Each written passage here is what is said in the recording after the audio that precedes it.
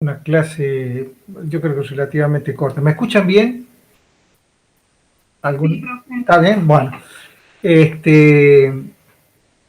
Entonces, de acuerdo al nuevo esquema, eh, hoy vamos a tener esta clase, mañana hay práctico, este,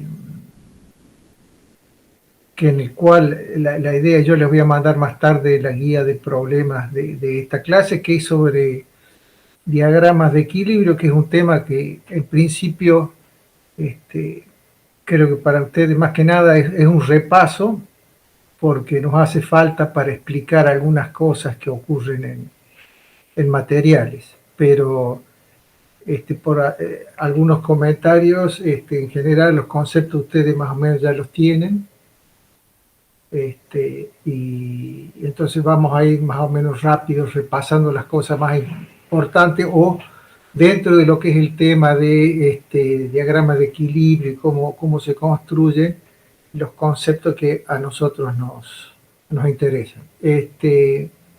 Para la clase de mañana, yo repito, les voy a mandar ahora, después de clase, la guía de prácticos. Este tema no entra en el parcial, se supone que lo debería dar después del parcial, entonces este tema no va a entrar en el parcial, va a entrar en el segundo parcial, ¿está bien? No entra en el primero, sino entra en el segundo parcial. Pero de todos modos sería bueno que al menos miren los problemas. Y mañana también pueden aprovechar eventualmente para hacer preguntas si tienen dudas de otros temas que hemos visto. Algún problema que quieran consultar también pueden hacerlo. Entonces, la semana que viene sí va a haber parcial, y entonces el martes va a haber clases de repaso de problemas para que ustedes, va a ser clase de consulta, pueden hacer preguntas sobre todas las guías que hemos visto, todos los problemas que hemos visto. Y bueno, en una de esas convendría, no sé cuán organizados están ustedes, que a lo mejor con esto de la virtualidad y que puede hablar de a uno a la vez, que entre ustedes se pongan de acuerdo a lo mejor qué problemas les gustaría que les aclaren en la clase de consulta. Entonces agarrar un par de problemas tipo que ustedes hayan encontrado más difíciles y entonces planteen eso para que se los resuelvan y les aclaren las dudas en la clase del martes. Y el miércoles, a partir de las 3 de la tarde, va a ser el parcial. Yo les voy a mandar, supongo que esta semana, a más tardar el lunes, la forma en que vamos a organizar el parcial. ¿Está bien? ¿Alguna duda? ¿Algún comentario? ¿No? Bueno, bien. Entonces, vamos a arrancar la clase de hoy como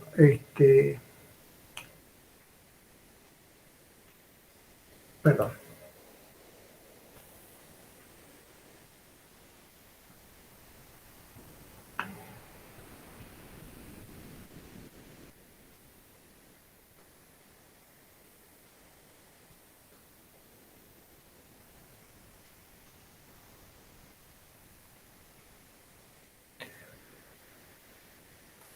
Bueno, como estaba mencionando, la clase de hoy es sobre diagramas de fase. Vamos a ir, yo creo que sin muchos detalles, vamos a ir más que nada a las cosas concretas, algún repaso de algunos conceptos. Y voy a mencionar al último lo que son, que no estoy seguro que ustedes estén familiarizados, una de esas es un error mío, con diagramas de fase ternarios. Que no es que vamos a hacer problemas sobre eso, pero en en materiales, en general se usa se usa para cosas tecnológicas, se usa más, en general, más de un componente. Entonces, creo que es parte del conocimiento saber, bueno, cuando tenemos tres, sobre todo en la parte de aceros, si sabe usar más de dos componentes, bueno, cómo nos arreglamos para describir lo que serían las fases y las relaciones entre fases que podemos observar. Eso más que nada va a ser descriptivo y no va a haber problema, pero creo que es algo que ustedes al menos deberían ver alguna vez. Bueno, arranquemos. Entonces, clase de hoy, diagrama de fase. Las fases las podemos definir en elementos puros, ya sean sólidos o líquidos, como soluciones sólidas, compuestos intermetálicos o también lo que se conoce como fases intermedias. ¿Cuál es la idea? ¿O qué es lo que se intenta describir? Cuando uno mezcla dos componentes, por ejemplo, en general la charla yo voy a hablar de, por un problema de información, de cuando mezclamos en general materiales sólidos, ¿no es cierto? Y sobre todo metales. Entonces la mayoría de los ejemplos van a estar relacionados con los metales, pero en general se aplica a cualquier tipo de elementos. Entonces, la pregunta que uno se hace cuando uno mezcla dos elementos diferentes es cuál es el estado de equilibrio de esa mezcla y, por ejemplo, cuántas fases obtenemos, cuál es la composición de cada fase, cuánto de cada fase obtenemos, porque los átomos o los componentes que mezclemos se van a distribuir de diferente manera dependiendo fundamentalmente de la concentración y de la temperatura. Para nomenclar el cuánto ponemos de cada uno, ustedes saben, están muy familiarizados, que las composiciones en general, la mayoría que uno encuentra en los diagramas de equilibrio está en porcentaje, en peso o atómico por ciento o molar. ¿No es cierto? Eso creo que son, al menos para mí, las que yo más he visto. No sé si habrá algo. Hay algunos diagramas que son en volumen, a lo mejor más en líquido, me imagino que debe ser más común hablar de diagramas de equilibrio donde las fracciones son en volumen, pero en general en sólidos son más que nada atómicos o en peso.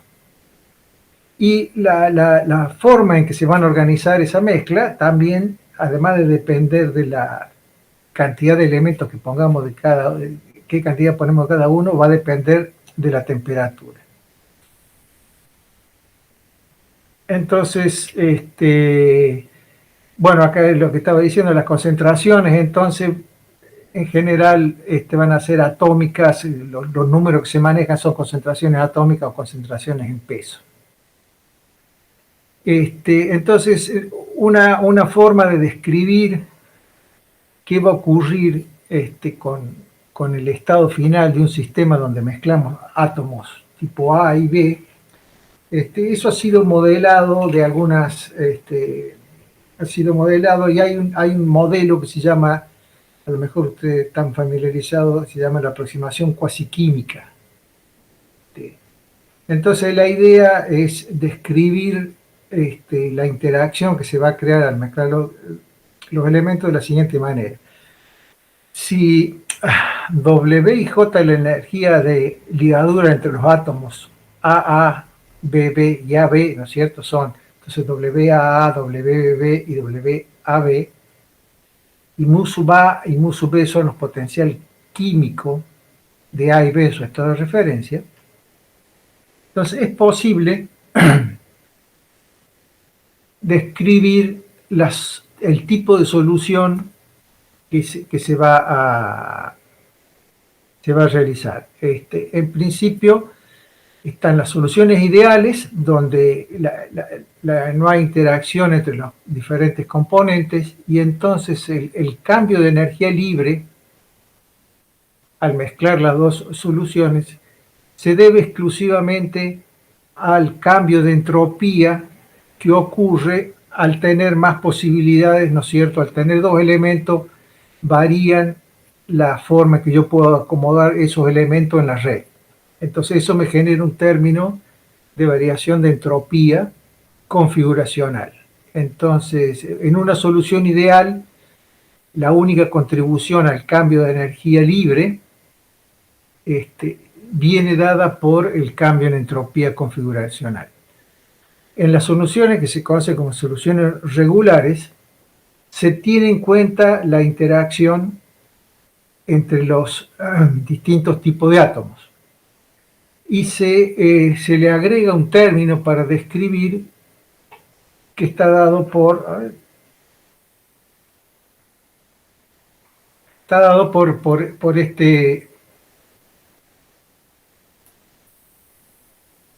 por alguna razón. No, está dado por este término, ¿está bien? Donde el término, el valor de W viene dado por esto, es el número de átomos en la red, Z es el número de coordinación, ustedes se acuerdan que vimos algo de eso, es el número de primeros vecinos. Entonces tenemos la energía de interacción entre átomos distintos menos un promedio de la energía de interacción entre los átomos iguales, ¿no es cierto? Esta es la energía de interacción entre los átomos A, y esta es la de los átomos B, y esto es una especie de promedio de los dos. Entonces, dependiendo cómo sea esta diferencia, va a resultar el signo de W. ¿Está bien? Entonces, el cambio de energía libre en una solución regular viene dada de nuevo por el término entrópico, más el término que depende de la energía de interacción, que esto sería la entalpía, el cambio de entalpía en el sistema debido a la mezcla. Entonces, fíjense que estos W son negativos. Entonces, cuando el cambio de entalpía de mezcla es menor que cero, la reacción es exotérmica. ¿Está bien? Genera calor. Y cuando es positivo, absorbe calor. Entonces, dependiendo cómo sea la relación entre estos dos términos, es el signo que va a tener el cambio de energía libre de la mezcla, y ahí se verá si es posible o no es posible que se realice.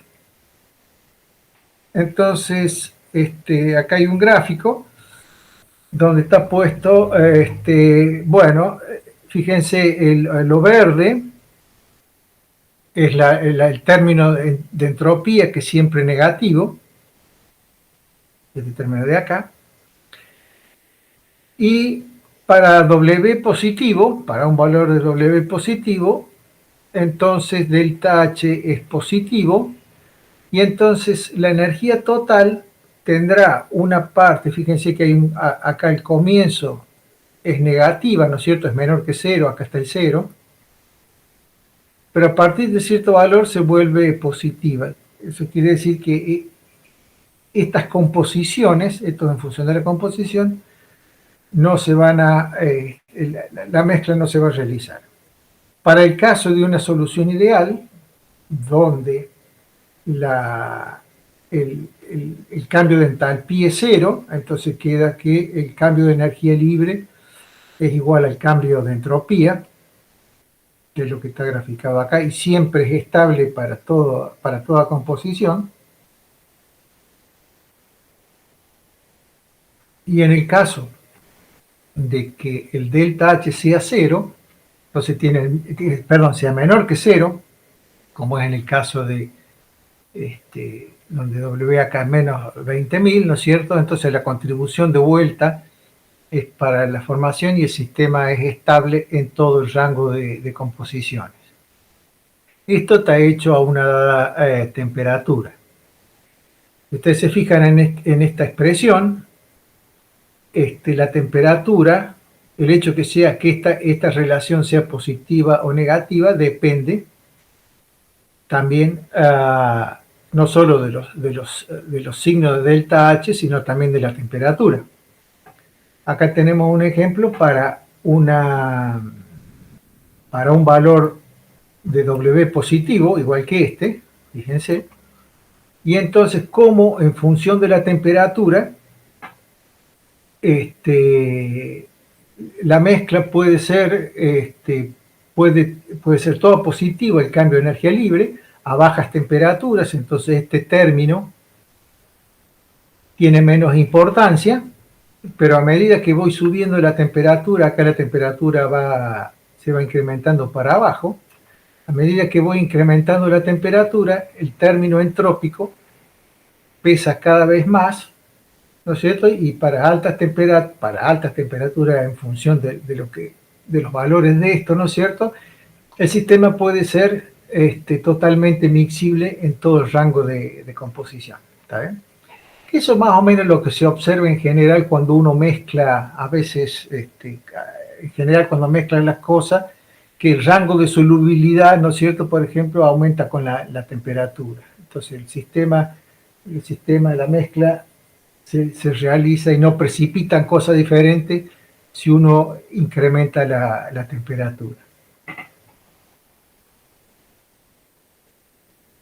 Entonces uno de los conceptos que también se usan para describir los diagramas de equilibrio es la energía libre de mezcla, porque, bueno, en estos casos, ¿no es cierto?, la energía libre de mezcla es una sola función en todo el rango de temperaturas, porque nos permite la descripción de esa función, si uno la conoce,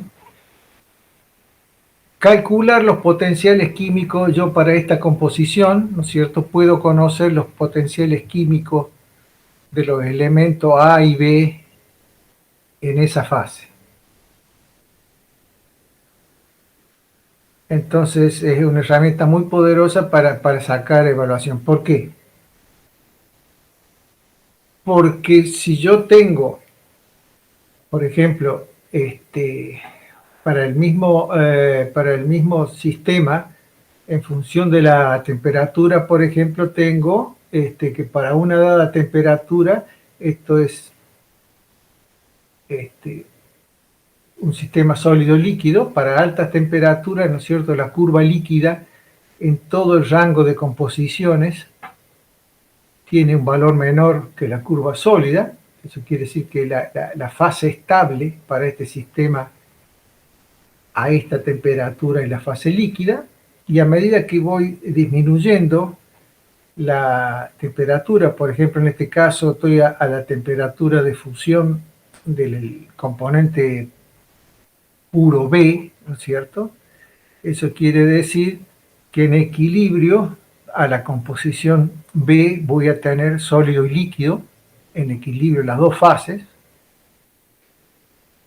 y si disminuyo más la temperatura, ahora para algún rango de composición, la curva sólida es la más estable y después vuelve a ser la curva líquida estable. Y ustedes se acordarán que la forma de determinar las composiciones de equilibrio a esa temperatura es son los puntos donde existe una tangente común en ambas composiciones. Entonces este valor, ¿por qué? Porque la tangente común implica que el potencial químico de los elementos es el mismo, en este caso en la fase sólida y en la fase líquida. Acuérdense que el potencial químico era la intersección de la tangente, ¿no es cierto?, la intersección de la tangente a la curva en el punto con el eje. Entonces, la condición de equilibrio es que tengan el mismo potencial químico. Entonces, eso implica que los dos tienen que tener la misma tangente común para que el valor del potencial químico sea el mismo. De esta manera es como se construyen los diagramas de equilibrio que en función de la temperatura que sabemos ver. Están las funciones energía libre, ¿no es cierto? Pongamos un sistema sólido-líquido de la parte líquida y la parte sólida. Entonces, para cada temperatura existe un gráfico de este tipo. Y entonces, y para cada temperatura, uno busca cuál es la tangente común, cuáles son las composiciones que tienen tangente común. Acá no me va a salir, pero ustedes se imaginan la idea. Entonces, estos dos puntos, estas dos composiciones, son las que yo traslado después, porque yo conozco la temperatura, voy construyendo el diagrama en función del diagrama de equilibrio de composición y temperatura, haciendo esta curva para cada temperatura.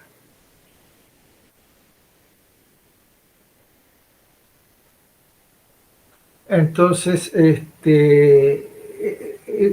en general, lo que se observa en los diagramas de equilibrio, al menos en los metales, sobre todo en los metales, que si esta es la curva de energía libre del sólido, y esta es la curva de energía libre del líquido puro, ¿cierto? Y esta será la temperatura de fusión del sistema puro. Si yo agrego, hago una mezcla, la curva líquida se desplaza de tal modo que ahora la nueva condición de equilibrio entre el sólido y el líquido es a una temperatura menor. O sea, el agregar un segundo componente a la solución hace que la temperatura de equilibrio disminuya. Y eso se conoce como la depresión del punto de fusión o de congelamiento. Esto en general es cierto en la mayoría de los materiales, pero hay materiales donde en realidad la temperatura de la aleación, de la mezcla, es por arriba, o sea que en realidad vendría por acá adelante, digamos, la curva del líquido. ¿Está bien? Pero en la mayoría de los casos, al agregar un segundo componente a un elemento puro, lo que hace es bajar la temperatura de fusión del material.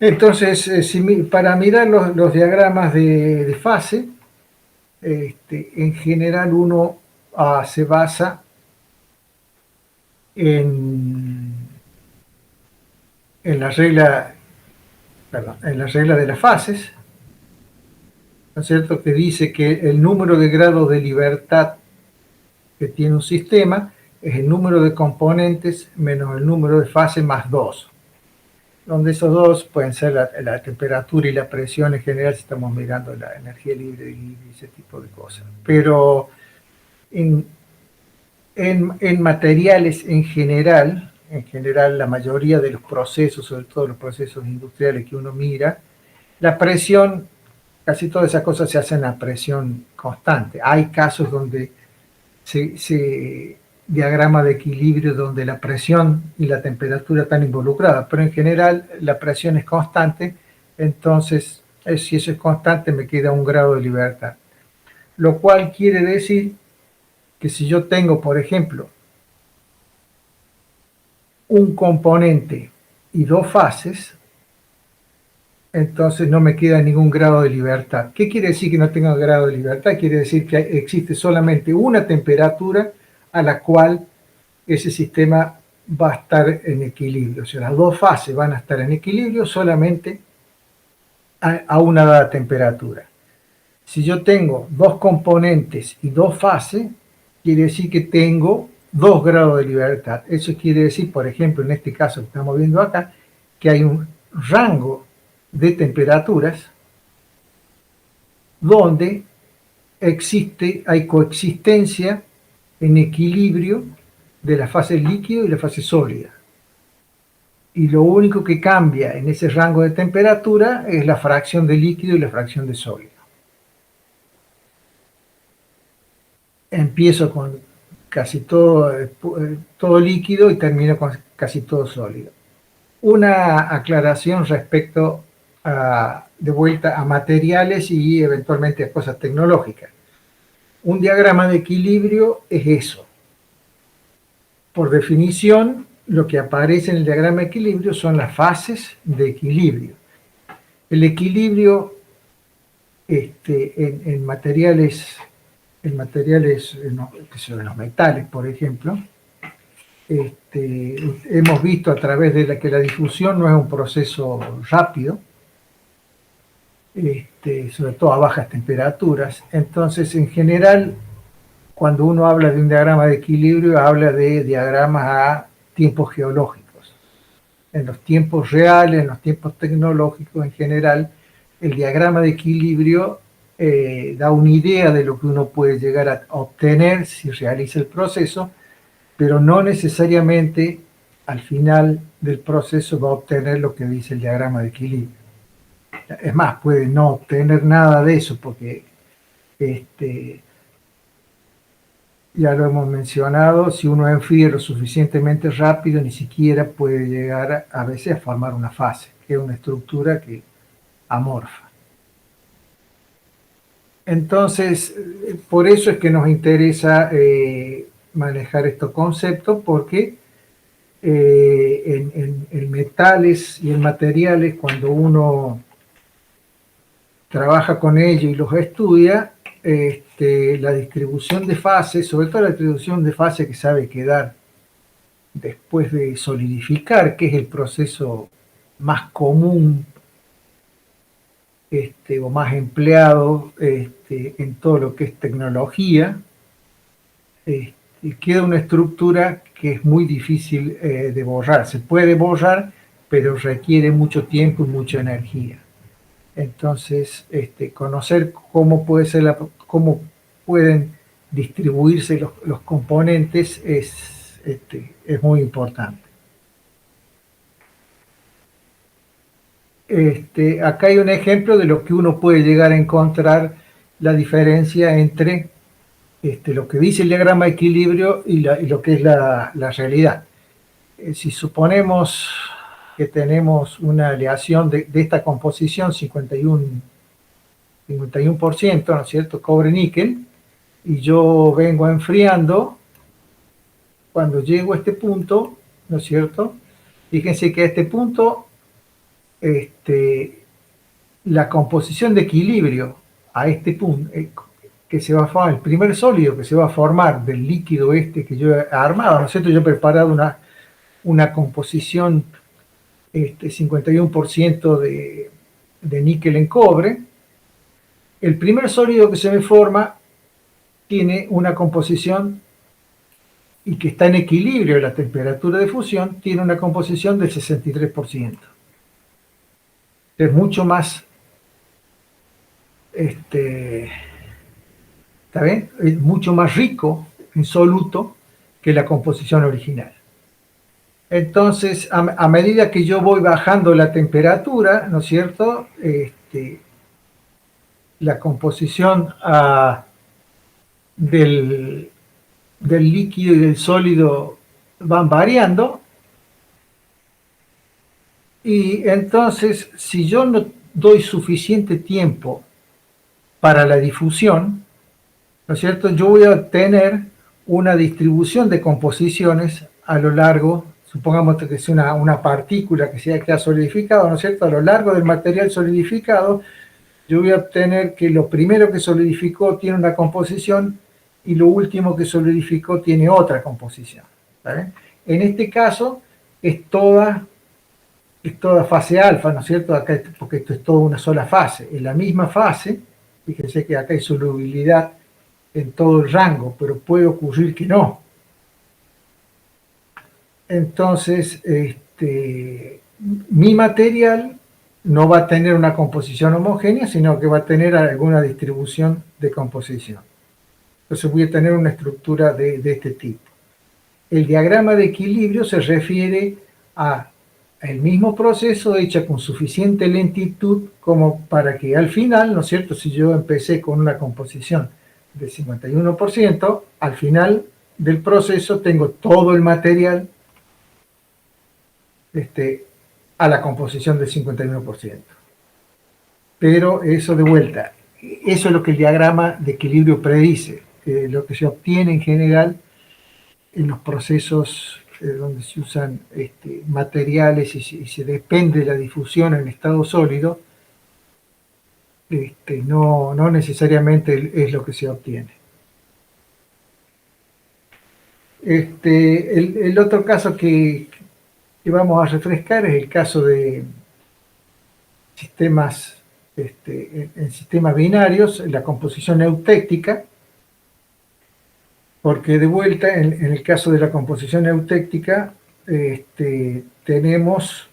no tenemos ningún grado de libertad porque tenemos dos componentes, perdón los números, y tenemos tres fases, ¿no es cierto? Porque tenemos la fase líquida a esta temperatura, que está en equilibrio con la fase alfa y con la fase beta. Entonces, en esta condición, no hay ningún grado de libertad, o sea, todo el sistema transforma a una sola temperatura. O sea, si uno mira esto, la forma en que solidifica un eutéctico es como si fuera un material puro. ¿Ves? Y entonces esto tiene importancia desde el punto de vista tecnológico, además que en general el punto eutéctico es el punto, sabe ser uno de los puntos de menor temperatura de fusión del sistema. Entonces a veces se busca generar puntos eutécticos para bajar el punto de fusión de una aleación si uno necesita utilizarla para, los casos más simples son los de estaño plomo, aleaciones de estaño plomo, que uno tiene un material que funde a bajas temperaturas. Entonces en el estaño plomo, en las barras de estaño plomo para soldar en general, las que menor funde son las que son al punto eutéctico. Entonces si yo tengo una aleación de este tipo, viene bajando la temperatura hasta que alcanza este valor y ahí transforma sólido y pasa directamente todo sólido, no hay líquido. Fíjense, después vamos a ver un poquito más en detalle hoy y después más adelante cuando veamos transformaciones de fase un poco más, que yo tengo esta composición y sin embargo con esta composición puedo crecer a partir del mismo líquido una composición del 90%, del 91,2% y simultáneamente una composición de 8%. Entonces, es interesante explicar cómo es que a través de un proceso difusivo se pueden generar dos composiciones tan diferentes. Entonces, en el sistema plomo-estaño, ¿no es cierto? Si uno lo mira en detalle, así lo vamos a usar un poco de ejemplo, vamos a ir viendo qué pasa cuando uno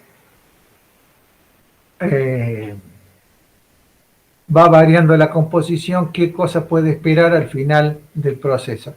Bueno, esto yo creo que ustedes están familiarizados, ¿no es cierto?, cómo uno calcula las fracciones de fase, ¿no es cierto?, utilizando la regla de la palanca. Eso ustedes, por lo que sé de otros años, están bastante familiarizados, o sea que lo muestro, pero no vamos a entrar más en detalle de qué modo calcular las fracciones de fase. Entonces, si yo tengo una aleación, por ejemplo, de muy baja concentración, ¿no es cierto?, por debajo de la solubilidad a temperatura ambiente, y a altas temperaturas tengo todo el líquido cuando, cuando estoy entre el sólido y el líquido me empieza a nuclear, ¿no es cierto?, la fase alfa. A esta temperatura tengo granos diferentes de fase alfa, pero es toda fase alfa. Bueno, y esa fase alfa la voy a conservar hasta temperatura ambiente. El límite de solubilidad para el estaño en plomo es el 2% en peso. ¿Tá? Entonces lo único que tengo es voy a tener una muestra que va a ser un policristal de granos de fase alfa. Si ahora incremento la composición, de vuelta parto de una composición uniforme de líquido. Cuando estoy por debajo de la temperatura líquidos ya tengo nucleado fase alfa, ¿no es cierto? Cuando llego a la fase alfa, acá tengo toda fase alfa, pero sin embargo cuando estoy ya a esta temperatura, que estoy más o menos por acá, fíjense que a esa temperatura, del orden de 150 más o menos, la fase alfa está en equilibrio con la fase beta. Entonces, en esta estructura que tenía acá de fase alfa, al salir de esta zona, me va a precipitar como sólidos fase beta. Entonces voy a tener una estructura mayoritariamente de fase alfa con pequeños granitos de fase beta. Más en las próximas clases vamos a ver cómo ocurre este fenómeno que se da en muchas aleaciones cuando estoy a una temperatura, estoy más o menos en esta condición, a una temperatura por debajo del límite de solubilidad de la fase a una dada temperatura. Entonces se producen estos procesos de precipitación que dependen de la difusión y obviamente dependen de la temperatura. Pero la condición final de equilibrio en este caso entonces sería esta.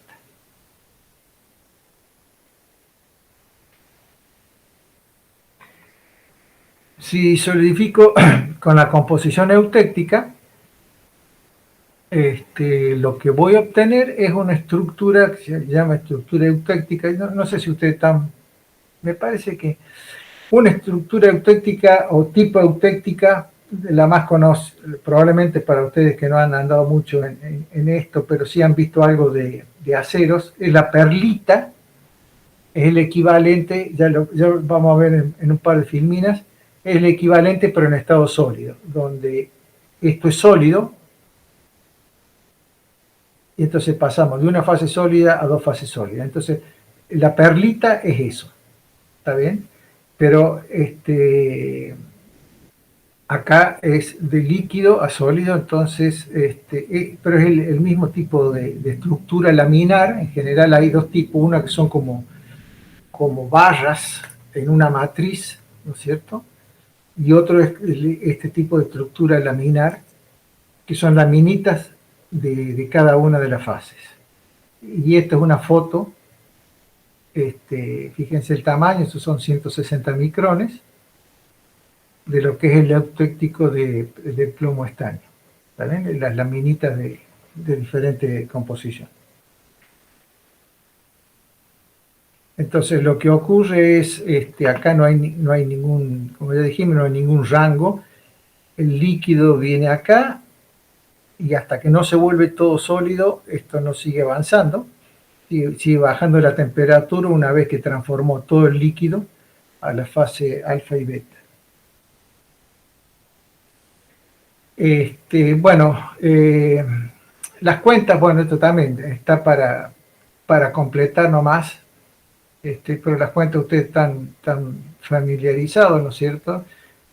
Si yo, fíjense, yo parto de una aleación 40%, líquido, acá me empieza a precipitar, me aparece la fase alfa, pero cuando llego a esta temperatura, lo que me queda, el líquido remanente, transforma de manera eutéctica, lo cual vuelve a agregar fase alfa, ¿no es cierto? Porque el eutético es fase alfa y fase beta. Entonces, si yo hago la cuenta, antes del eutético, fíjense, tenía, acá está hecha la cuenta, tenía 50% de fase alfa y 50% de líquido. Pero una vez que terminó de solidificar, a mí me queda que la fase alfa ahora es el 73% y la fase beta el 27%, ¿no es cierto? Y yo he empezado con una aleación del 40% de estaño en plomo y termino con 73% de fase alfa y 27% de fase beta. Y estructuralmente lo que me queda es granos de fase alfa que se han formado y dijimos que fíjense que en volumen en este punto era el 50%, o sea, me quedan estos de fase alfa y el resto de la muestra va a ser estructura eutéctica, que también tiene fase alfa, pero tienen dos estructuras totalmente diferentes. ¿Saben? Porque estos pueden ser eventualmente granitos equiaxiados, que sé yo, granitos orientados de cualquier modo, pero estas son todas estructura laminar. Esto es en general lo que uno observa si uno de vuelta solidifica, ¿no es cierto? Si yo solidificara esto y lo mirara en un diagrama de equilibrio a tiempos geológicos, ¿no es cierto? No debería tener eutéctico, debería tener fase alfa y fase beta nomás. En los procesos tecnológicos, lo que yo voy a mirar al microscopio después de solidificar esta aleación, por ejemplo, las aleaciones que se llaman hipoeutécticas, voy a obtener que lo primero que solidificó es la fase alfa, ¿no es cierto? Y dependiendo cuán cerca o cuán lejos esté del punto eutéctico, me va a quedar mayor o menor cantidad de líquido. Y entonces la componente eutéctica será más grande o más chica. En eutéctico voy a tener todo eutéctico, todo sistema laminar, y hipereutéctico es al revés, ¿no es cierto? Lo primero que va a precipitar es la fase beta, voy a tener granos de beta, y el resto, entre los granos de beta, voy a obtener estructura eutéctica. Bueno, este es un adelanto de lo que vamos a ver más adelante, cómo se fabrica la estructura eutéctica. Bueno, hay, en realidad es lo que se conoce como sistema cooperativo. Entonces, en realidad lo que hay es difusión lateral, o sea, lo que reyecta la fase alfa, que tiene poco contenido de estaño, ¿no es cierto? Lo que reyecta hay una difusión lateral y lo absorbe la parte rica, la fase beta rica en estaño. Entonces, y esto además va avanzando hacia el líquido, entonces lo que se llama como crecimiento cooperativo, y eso explica cómo de un líquido de una cierta composición puedo fabricar dos composiciones tan diferentes en composición a partir de difusión. Entonces, otro punto, otras estructuras que son destacables en los diagramas de equilibrio, al menos desde el punto de vista de materiales, son los eutectoides y los peritécticos. Eutectoides, como les mencionaba, el caso más famoso probablemente sea el de la perlita en aceros, ¿no es cierto? Entonces, que es, fíjense, va de una fase sólida a dos fases sólidas. De vuelta, no hay ningún grado de libertad, ¿no es cierto? Entonces, porque son tres fases en equilibrio. Entonces, eutectoide es de una fase sólida a dos fases sólidas. Peritéctico es una fase líquida, ¿está bien? O esta, ¿no es cierto? Es una fase líquida y dos fases sólidas. ¿Está bien? Fíjense que acá está. Es líquido, acá es líquido, y tenemos dos fases sólidas. Esta es una, en este caso, y esta es la otra. Y acá tenemos, esta es una, y esta es la otra. ¿Está bien? Entonces, los peritécticos también son estructuras muy recurrentes en lo que es metalurgia. Y también, de vuelta, es una reacción que ocurre sin ningún grado de libertad, ocurre a una dada temperatura. Y hay varias reacciones de este tipo en los diagramas de equilibrio. ¿Está bien? Acá hay una. Como ejemplos tenemos, bueno, eutéctico, ¿no es cierto? Dijimos plomo estaño. Eutectoide, lo que le estaba comentando de la perlita, que es en el diagrama hierro-carbono. Y peritéctico, por ejemplo, en el sistema cobre-zinc,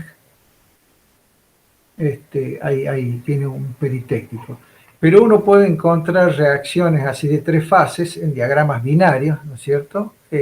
Son el eutéctico, ya lo vimos, peritéctico lo acabamos de mencionar, fíjense, dos fases sólidas, alfa, beta y una fase líquida.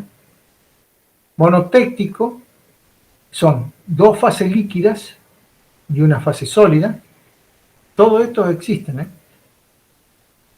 Eutectoide, que vamos a mencionar, esto es una fase sólida que transforma en dos fases sólidas, y peritectoide, que sería una fase sólida en contacto con dos fases sólidas también.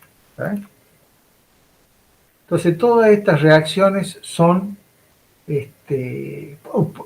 no que sean comunes, las más comunes son los eutécticos y los peritécticos, y los eutectoides eventualmente. Pero todas pueden ocurrir en un diagrama de fase, podrían ocurrir en un diagrama de fase binario. En los diagramas de fase ternarios, yo lo que voy a hacer es mostrarles a ustedes, no sé si estarán familiarizados, cómo se construye un diagrama de fase ternario, simple, y qué cosas podría uno esperar al observar un diagrama de fase ternario, ¿no es cierto? De vuelta, es una extrapolación de lo que son los diagramas de fase binario. Vamos a suponer que la temperatura, que la presión es constante y que la única variable que tenemos es la temperatura. Entonces los diagramas van a ser temperatura, composición, temperatura. En este caso, la regla de las fases, ahora tenemos, ¿no es cierto?, tres componentes. Entonces, el número de fases presente para que el grado de libertad sea 0 son 4. ¿Está bien? Entonces, solamente vamos a obtener, no vamos a obtener grado de libertad cuando tengamos una coexistencia de 4 fases. Entonces, los diagramas, los puntos eutécticos en un diagrama de fase binario, ¿no es cierto?, es un punto, una temperatura. En un diagrama de fase ternario, ahora nos queda un grado de libertad, ¿no es cierto? Porque si tenemos tres componentes y tenemos tres fases, nos va a quedar un grado de libertad. Entonces quiere decir que ya no ocurren a una temperatura dada, sino que hay un rango de temperatura donde puede ocurrir ese eutéctico binario. La presentación de los diagramas ternarios tiene esta forma, donde para calcular las composiciones, supongamos que yo tengo esta composición, las fracciones, por ejemplo, de A, acá es el 10%, 20%, 30%, 40%, ¿está bien? Así se lee. Entonces este punto sería en A 40%, en B sería 10%, 20%, 30%, ¿está bien? Y en C, de vuelta, 10%, 20%, 30%. Así es como uno determina la composición de cualquier punto en este triángulo. También hay varias formas de calcularlas, digamos. Otra es mirando por ejemplo, el porcentaje de A es esta distancia dividido, ¿no es cierto? Esta distancia, y bueno, y así todas y, digamos, para B y C es lo mismo. Supongamos, vamos a ver el caso que tengamos tres sistemas que son eutécticos.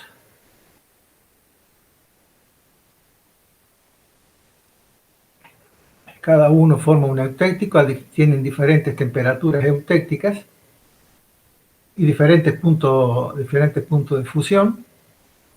Entonces la forma que se construye un diagrama ternario se presentan los tres diagramas, ¿no es cierto? Y se los sube en función de la temperatura, ¿no es cierto? Esto es temperatura.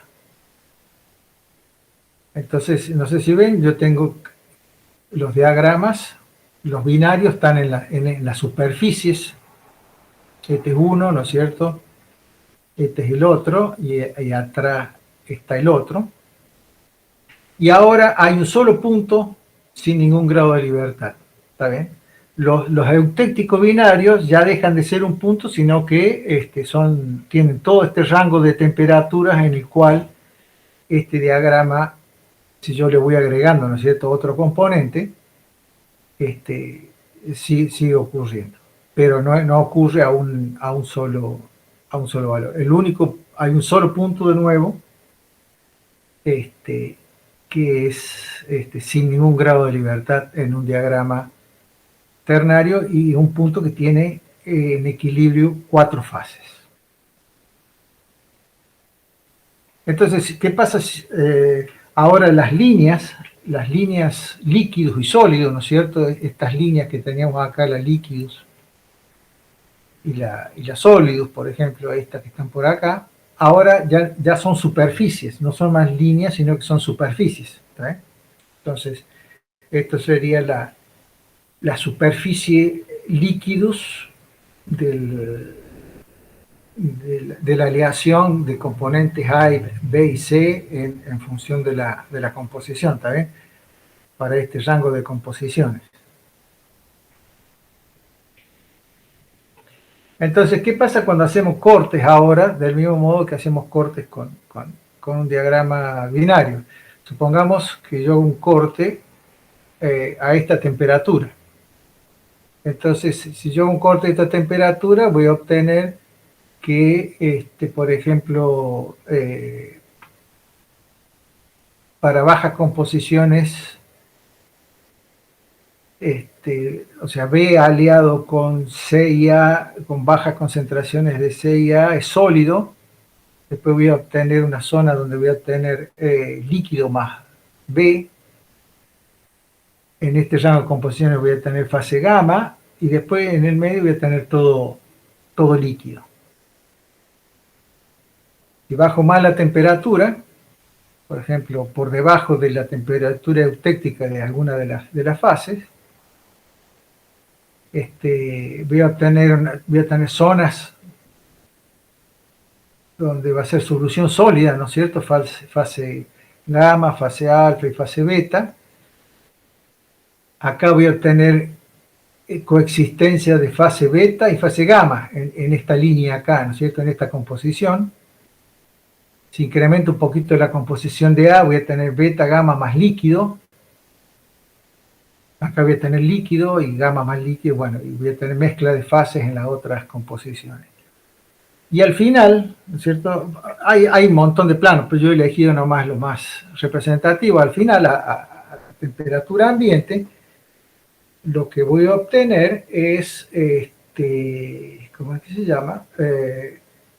Que para bajas concentraciones, ¿no es cierto? Voy a obtener nada más que fase alfa y beta, pero a partir de estas composiciones voy a tener coexistencia en todo este rango de composición, coexistencia de las fases alfa, beta y gamma.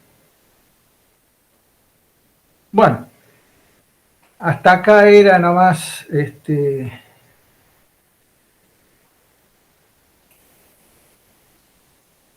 perdón, un segundito.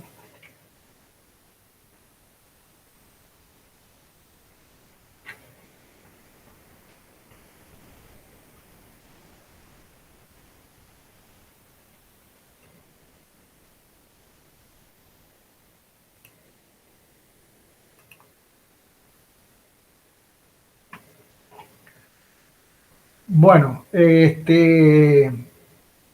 como verán, esto era más que nada un repaso de todos estos conceptos, para que después nos van a hacer falta cuando veamos transformaciones de fase. Entonces, entonces mañana hay práctico fundamentalmente con algunos problemas de este tema, que estos problemas no van a entrar en el primer parcial. Y la semana que viene, martes, insisto, martes clase de consulta de problemas de todos los que quieran, y miércoles parcial. ¿Alguna duda? Hola. ¿Está todo bien? Bueno, entonces los libero y nos veremos la semana que viene. Suerte en los parciales que vayan teniendo. Nos vemos, Gracias, chao. profe. Chao. Chao, profe. Chao.